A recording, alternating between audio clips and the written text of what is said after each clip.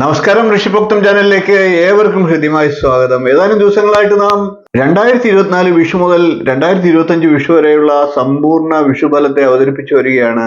അശ്വതി മുതൽ മകം വരെയുള്ള നക്ഷത്രക്കാരുടെ വിഷുഫലത്തെ പറഞ്ഞു കഴിഞ്ഞു. അതിന്റെ തുടർച്ചയായിട്ട് ഇന്ന് നമുക്ക് പൂരം നക്ഷത്രക്കാരുടെ വിഷുഫലത്തെ പറയാം. വിഷുഫലം പറയുമ്പോൾ ദേവതാഫലം, ശൂലഷട്കാദി ഫലങ്ങൾ, അതിനുശേഷം ഗ്രഹചാരവശാലുള്ള സമ്പൂർണ്ണ നക്ഷത്രഫലം എന്നിങ്ങനെയാണ് വിഷുഫലത്തെ അവതരിപ്പിക്കുന്നത്.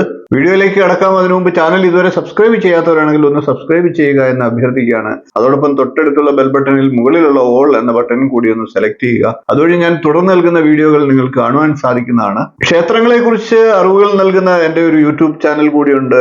തീർത്ഥയാത്ര എന്നാണ് അതിന്റെ പേര്. ആ ചാനൽ കൂടി ഒന്ന് സപ്പോർട്ട് ചെയ്യുക, ലൈക്ക് ചെയ്തും സബ്സ്ക്രൈബ് ചെയ്തും ഒന്ന് പ്രോത്സാഹിപ്പിക്കുക എന്നുകൂടി അഭ്യർത്ഥിച്ചുകൊണ്ട് പൂരം നക്ഷത്രക്കാരുടെ സമ്പൂർണ്ണ വിഷുഫലവുമായി നമുക്ക് മുന്നോട്ട് പോകാം. പൂരം നക്ഷത്രക്കാർക്ക് ഈ വിഷുവർഷത്തിൽ ബ്രഹ്മാവാണ് ദേവത. അതുകൊണ്ട് തന്നെ ഗുണദോഷ സമ്മിശ്രമായിട്ടുള്ള ഒരു വർഷമായിട്ടാണ് പറയേണ്ടത്.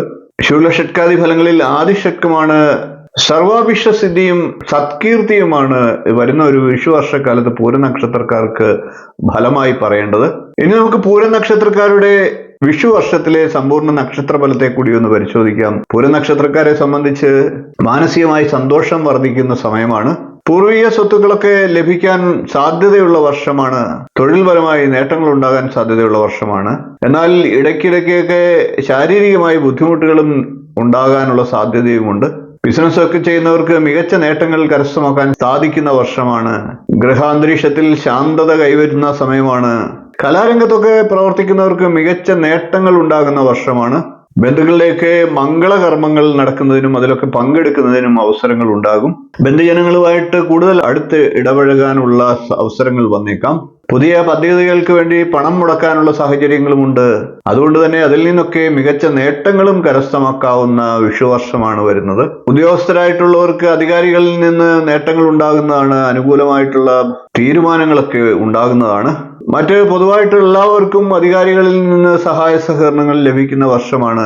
ദാമ്പത്യ ജീവിതത്തിൽ അസ്വസ്ഥതകളൊക്കെ നിലനിന്നിരുന്ന പൂരം നക്ഷത്രക്കാർക്ക് അതൊക്കെ ഇല്ലാതായി സ്വസ്ഥമായിട്ട് ദാമ്പത്യ ജീവിതം മുന്നോട്ട് കൊണ്ടുപോകാൻ സാധിക്കുന്നതാണ്.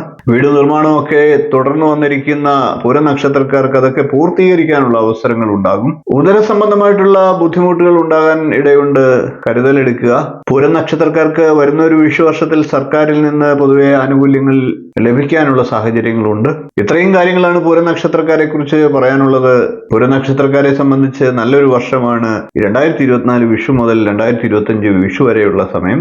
വീഡിയോ ഇഷ്ടപ്പെട്ടുവെങ്കിൽ ഒന്ന് ലൈക്ക് ചെയ്യുക, ഷെയർ ചെയ്യുക, ചാനൽ ഒന്ന് സബ്സ്ക്രൈബ് ചെയ്യുക, നിങ്ങളുടെ അഭിപ്രായം കമന്റായിട്ട് അറിയിക്കുക.